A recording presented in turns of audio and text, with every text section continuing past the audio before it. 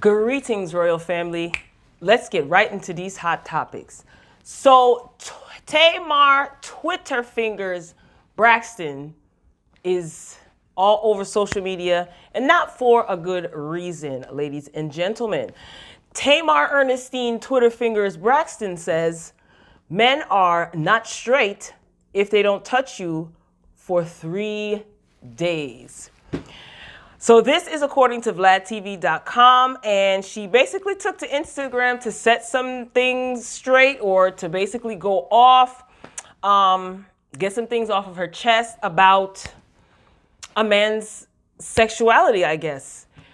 Ah, boy. So she claims that this is a public service announcement that she just had to make. So it is a tweet that was, it's a post that she has since deleted, but it showed up like on her IG story. So pretty much this is what she said. The truth is, ladies, that these dudes out here really be gay. It ain't enough money, beauty, hair, babies in the world to keep them. They want the D. Period. It's nothing wrong with you, but they will find every reason in the world to make you not good enough. This is what the post said. If he lays with you for 3, 4, 10 days and he don't touch you, it's not you. He wants a man. And that's on my mama. Now that's what Tamar wrote in the post. And she deleted the post because people were pretty much telling her about herself. A lot of people had opinions stating that, Tamar, you're getting things off of your chest. This could pertain to you, keep your business off the street. She did later confirm that the post was not in reference to her current boyfriend. What is it? I don't remember his name, but he was on the last season of Braxton Family Values. But anyway, I mean, let's keep it real. Are we surprised at anything that Tamar does anymore? Are we surprised? Like, look at the way she treated her family on the show. Look at the way she behaved. And even though we may not be surprised, she just lacks self-control sometimes. Some people say that she's telling the truth. Some people say that this was very derogatory to the gay community, and she has a lot of gay friends, and she has gay staff. And I read some tweets where people were saying that she pretty much just uses gay men as accessories and she steals the lingo, but she just doesn't approve of the gay lifestyle. So, I mean, I can't say yay or nay to that because I am not a part of the gay community. Not that I can't speak, but I don't know how a gay person would feel. I can only speak from a heterosexual woman's perspective, I guess. And to me, this just screams impulsive, immature, ignorant, childish, all things that encompass Tamar at times. We've seen her on a couple of different television shows, and she has displayed the same level of ignorance, the same level of being impulsive, childlike, immature. So, I mean, even though I say that we shouldn't be surprised, it still doesn't mean that it's not offensive to a particular group of people or to anyone. Yeah, I just don't understand what the purpose was. Probably to get attention, because we know that Tamar loves attention. We know she doesn't care if it's negative attention, positive attention, as long as she is being talked about. So I saw her Twitter feed, and she just basically says, she's not homophobic, and what she said wasn't derogatory. This stops now. Enough is enough. So people were coming at her. I mean, like I said, not to sound cold or callous in reference to anyone who she's offended, but if you expect anything other from Tamar, then you kind of have to say to yourself, what am I thinking? What am I doing? No offense, I'm just saying. Moving along, NBA star Allen Iverson pays off his $600,000 tax debt. Finally. So this is reported by theblast.com. The ex-NBA star was accused of owing a total of $616,000 No, how much was this? $616,000.60 in back taxes. The debt breakdown was $44,418.88. That was in 2010, and $571,649.72. That was in 2011. So this pretty much releases him of his tax debts, and the tax bill is paid in full, and they're no longer attempting to collect the debt. So he's, all paid up. So the lien that he has on his property, the property that he owns, the tax lien is now lifted. Back in September, Iverson, he was hit with a state tax lien by the Georgia Department of Revenue. The lien accuses the NBA star of owing taxes for the years 2012 and 2013. Allen and his wife, Tawana Iverson, settled their nasty divorce in 2013, and she walked away with $3 million in the divorce settlement. So he does have money stashed away during their divorce proceedings, or that whole divorce, situation. It was revealed that he signed a lucrative deal with Reebok back in 2001. Remember the Allen Iverson sneakers? That was 2001? I know I was in high school. Wow, that was 2001. That's the year I graduated high school. That's crazy. But I do remember those Allen Iversons. A couple of people in my school had them. So the deal was a $32 million deal. And what he did was he put that money in a trust. So it was safe from any tax collection attempts or anything like that. And he wasn't able to touch it. He's not going to be able to touch it until he reaches the age of 55. So that money that he got from, that was totally smart, because he was fairly young back in 2001. So that's good that he decided to put away, $32 million. So that was safe from the divorce settlement. That was safe from, Uncle Sam and the tax liens on his property. So he hasn't reached 55 yet. So once he turns 55, he will be able to have access to the $32 million. I wonder if that's in an interest-bearing account, because if it is, good for you, sir. So, it can't be used to pay off any debt, no liens against it. So that's all $32 million of those dollars he'll have access to when he turns 55. So you consider if he's going to retire, from the business overall, even though he's retired from the NBA or he left the NBA or whatever it was, he'll still have a nice chunk of change to survive off of. So I think, the last time he played in the NBA was in 2010. He made over $154 million during his career. And he recently signed a deal as a coach and as a player for the Big Three basketball league. If I'm not mistaken, I think the Big Three is Ice Cube's basketball league. So he's doing good. Can't be mad at him. Congratulations, sir, to freedom. You are free, kind of. Moving on. Kodak Black. So he is going to be spending almost 4 years in prison over federal gun charges, because there's more than one. So again, theblast.com provided me with this information. So he won't be releasing any new music anytime soon as a free man for the next foreseeable future, because he's been sentenced to almost 4 years in prison on a whole bunch of weapons charges, and he is actually getting off lightly, they're saying. So what happened? I think back in May, he was in Miami at a Rolling Loud concert, and he did get arrested, and that was in May, and he's been in jail since May. So they were going to charge him, I think it's 46 months that he's getting, and they were going to charge him with 7 years, I think it was. So here, if you remember, what he did was, now he's a felon. So he went to purchase a gun, and he checked off that he never had any felony charges, or he's never been in trouble with the law. And he got away with it. Then he went back again to purchase more guns, and also lied on that application or whatever paperwork it is that he had to fill out, saying that he's never been convicted, which is not true, never been charged, so on and so forth. So basically, when they caught up with him, they locked him up at the Rolling Loud Festival in Miami. And again, that was in May. And Kodak's attorney basically told the court that his client was highly impressionable and heavily troubled. And he's arguing that he had been led astray by environmental pressures and influences. The lawyer also claimed that Kodak purchased the guns for self-defense and even obtained a certificate of completion for a firearms safety training course.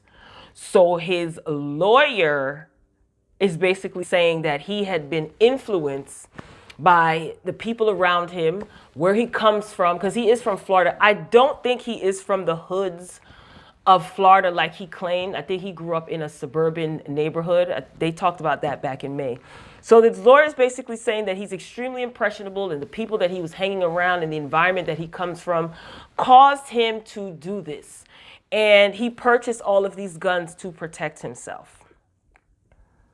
So like I said, they were going to give him 7 years, and the judge pretty much, met them on the low end, sentencing Kodak to 46 months. Oh, Kodak, we wish you luck. To me, it just seems like you like going in and out of jail. You went to jail for, you had whatever happened to that sexual assault case that he had? He had an assault case. Moving along. Damon, I don't need a boss, Dash, says that he is broke and he can't pay his debt. This is according to TMZ. So he pretty much filed legal documents in an ongoing business lawsuit in which he owes $2,400. Dash says that he doesn't have the money. He says that he has no salary and he depends solely on his business to make income, but the business is making 0 profits, so he can't pay. Dash also said that the only revenue stream he has is from Lee Daniels, who owed him $2 million. TMZ, they did post a video of, and other news outlets, they posted a video of, remember Damon Dash, he confronted Lee Daniels at that Diana Ross tribute concert, telling him, like, you owe me my money, you owe me my money. Yeah, and Daniels pretty much agreed to pay Dame Dash because he was embarrassed. It was all over social media. So here is the problem, though. Daniels has been paying the money back, but it appears that the money has been garnished by creditors. Ouch. That's how deep in the hole he is, basically. So, you get your $2 million, but, your creditors catch wind of you getting this amount of money and they come to collect. Oh my God. Now, Dame Dash also says that my income streams have all been garnished and it is very difficult to address the mounting bills until I receive some relief from the courts. Now, we know that this isn't the first financial issue that he had. He filed legal documents in September. He asked the judge to terminate, not reduce, but terminate his child support obligations that he has with his ex-wife, Rachel Roy. He said that in 2018, he made just a hair, not a fingernail, but just a hair over $56,000. Dash also says that his fiance, Rocky, she's pregnant, and he's had to pay unexpected expenses associated with her pregnancy. Dash said he'd love to comply with the court order to pay the $2,400, but money doesn't appear magically. He says he hopes he'll have the funds by January.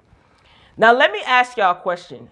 Do you believe Dame Dash? Do you believe that he is not capable of paying a recent $2,400 debt?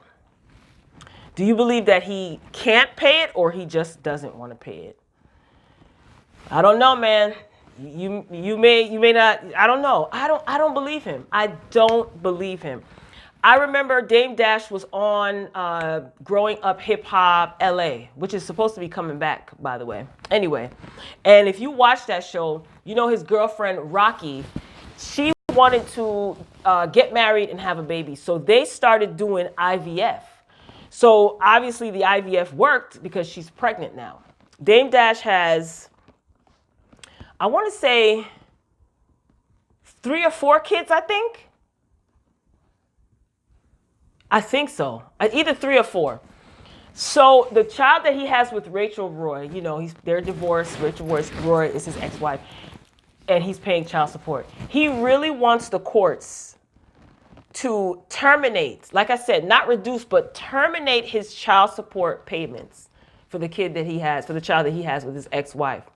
But then you let the courts know in the same breath that your fiance is currently pregnant and you have unexpected bills to pay.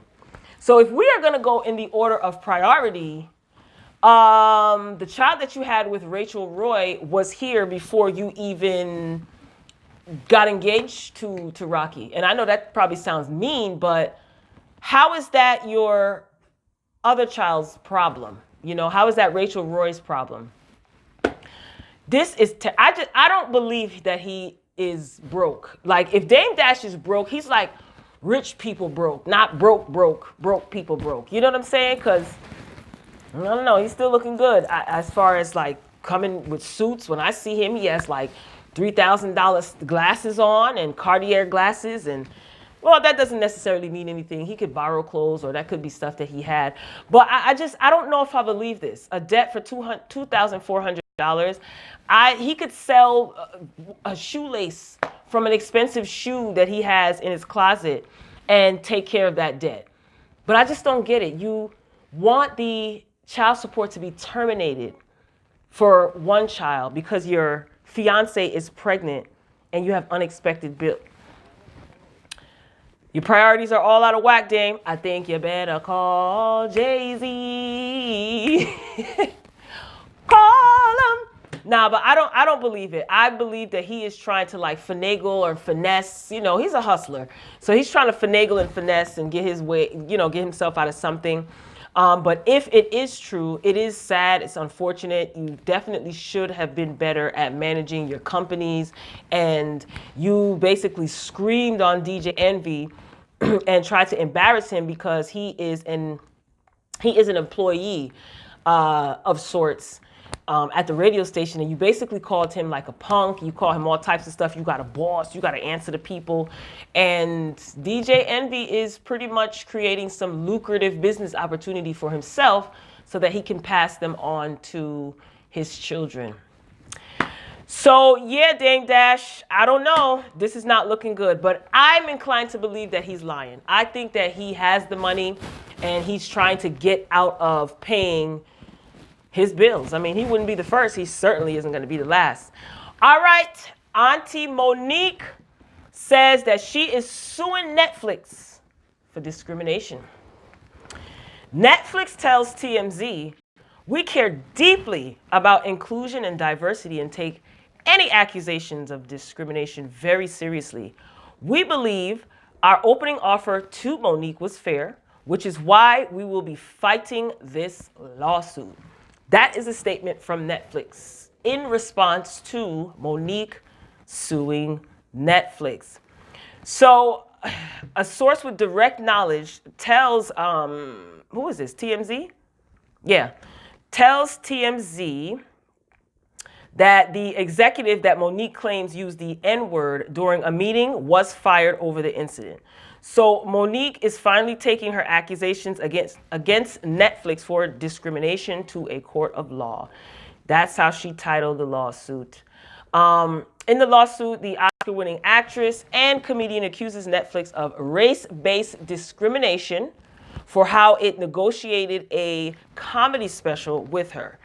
So in a nutshell, you know, how long ago did this happen? Was this last year when it was last year, right? It was 2018, I think, when she wanted everyone to boycott Netflix because they offered her $500. Now, mind you, Netflix approached Monique and offered her $500,000 for a comedy special.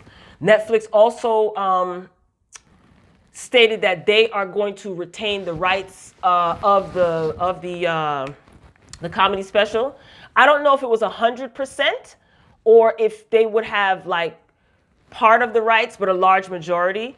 So, you know, she was upset because they offered Amy Schumer $11 million for an hour-long stand-up special And she did eventually get 13 million, and she feels they lowballed her by offering her $500,000 for her stand-up. So she never accepted their offer, and she went on a public campaign, which included coming on TMZ Live and calling for a boycott against the company. According to the suit, she claims Netflix has a severe lack of diversity, which contributes to their discriminatory practices.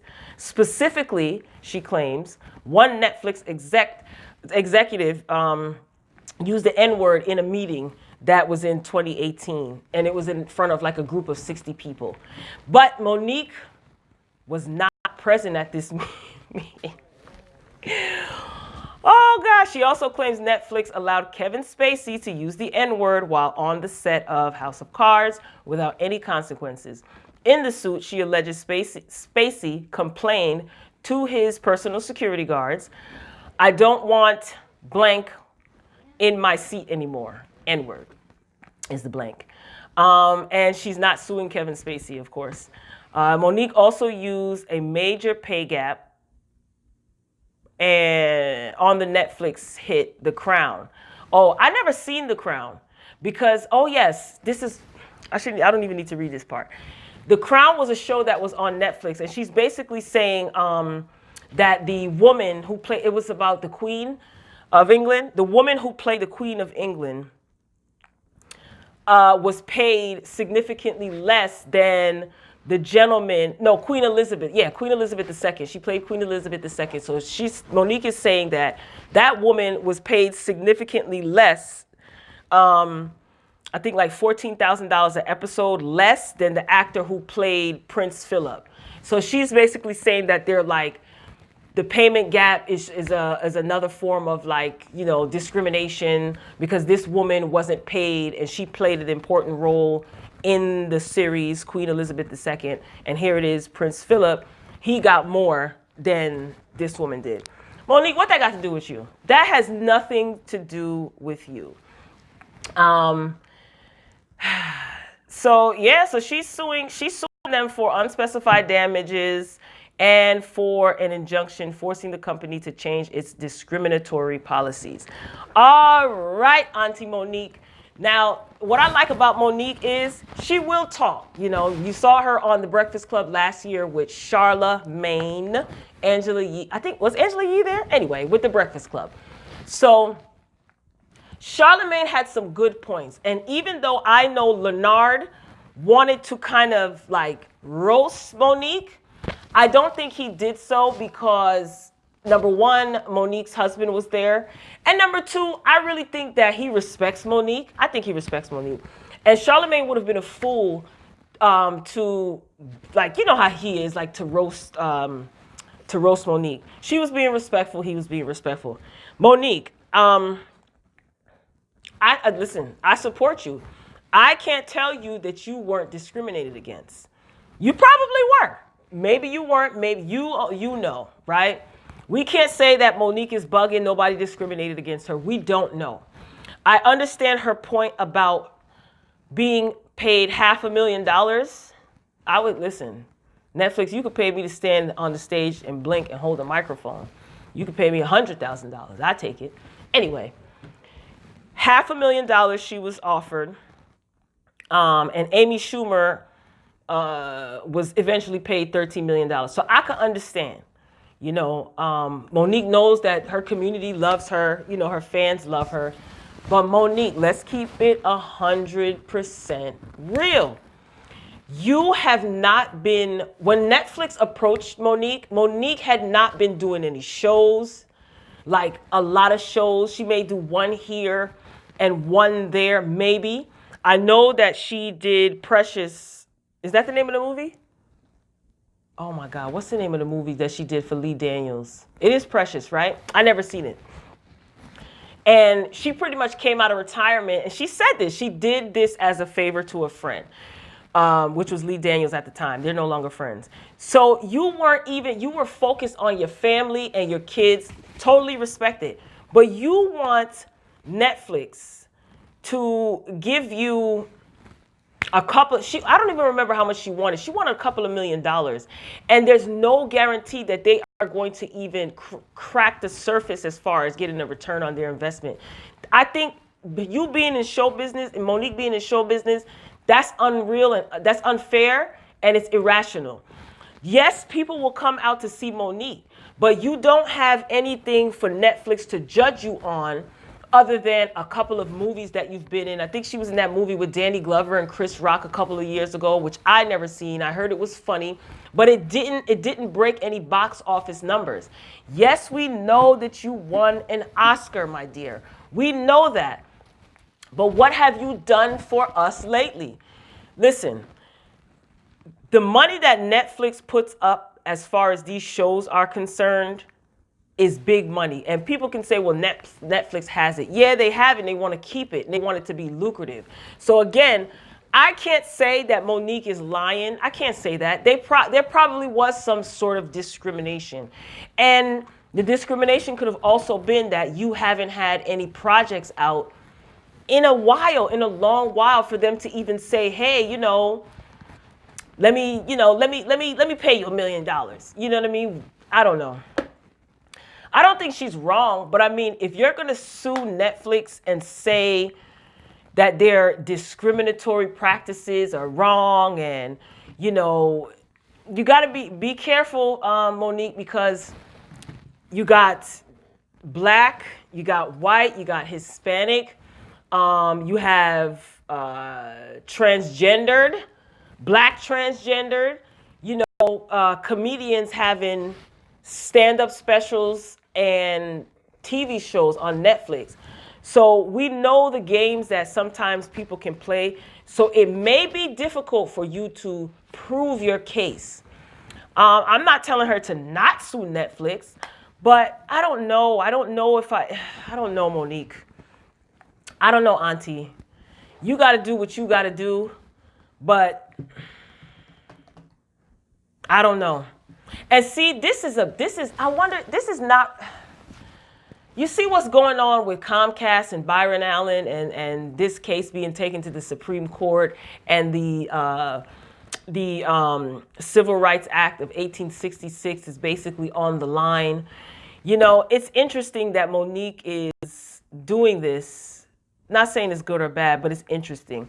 I don't know, Monique. I feel a lot of ways about this. I have on one hand, it's this. On the other hand, you have the right to basically go after what it is that you feel is right. And I do think that they could have paid Monique more? Yes, I do. I'm going to be honest. They could have paid her a little bit more. But, why wasn't that deal negotiated? Did Netflix just say $500,000, this is it, there's no room for no negotiation? Netflix is saying that that's not the case. So I don't know. I don't know what she's hoping to get out of this. And she's suing them for unspecified damages. So as far as, I don't know what's going to become of this. This is going to be interesting to keep up with. But Royal Family, let me know what you think about any of the topics that I brought to you today. Be sure to tune in next week, Friday, and every Friday for the What the Friday show. Pretty much, if you're new here, thanks for clicking on the video. Thanks for staying this long. Every Friday, we gather together, pick out a couple of topics beforehand. We gather together, and I just kind of share my thoughts and opinions about said topics. So, today we talked about Twitter fingers Braxton. Tamar Dame Dash says he's broke. Allen Iverson says that he is debt-free, finally. Kodak Black, he's going to jail for 46 months. And Monique is following through. She's basically ready to go as far as it pertains to suing Netflix for discrimination. This has been a crazy year. It's just, I don't know, Monique. I don't know how I feel. I feel a lot of ways about this. Like I said, I don't think she's wrong for going after a company that she felt discriminated against. But hearing some of her points of views, it's like, you got to come a little tighter than that. I don't know. So listen, hopefully they'll reach a settlement deal, but Netflix is saying that they are ready to defend themselves because that's kind of like defaming the company, saying that they're discriminatory. That's like defamation. So they're not taking to that too lightly. So we'll see how this goes. But Royal Family, be sure to get down in the comments and let me know what you think. Hit the thumbs up video if you like this video. And don't forget, each and every Friday, we meet here to discuss what went on in the week and just get ready for the weekend, pretty much. Until next time, Royal Family, I love you for watching. Peace.